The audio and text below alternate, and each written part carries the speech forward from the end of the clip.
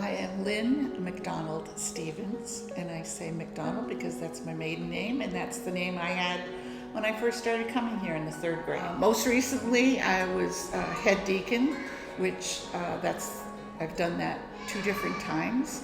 I've also been the facilitator for the outreach team.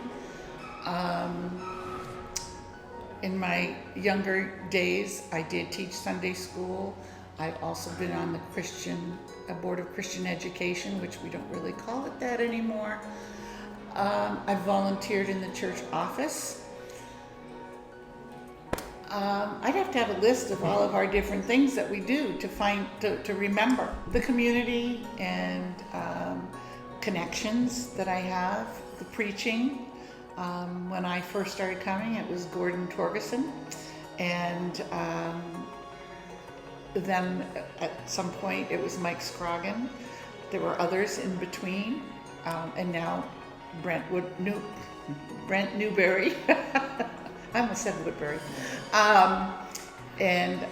Their style of preaching to me is connected to the world around us, the community around us. It does have biblical references, but I like that I can connect it to what's happening around us. I love the outreach programs that we support. Mustard Seed and Interfaith Hospitality are just 2 of the many that we help support and encourage congregational participation in, which I think is very important. I think I would say welcoming and affirming, which basically was a stance taken on when Mike Scroggin was here. I remember, I don't remember how old I was when he was here. I think I was a young adult, a new parent, but that is something that the congregation discussed and then took a vote on whether we would become a welcoming and affirming church. And I'm so glad that we did that. I think that's very, very important.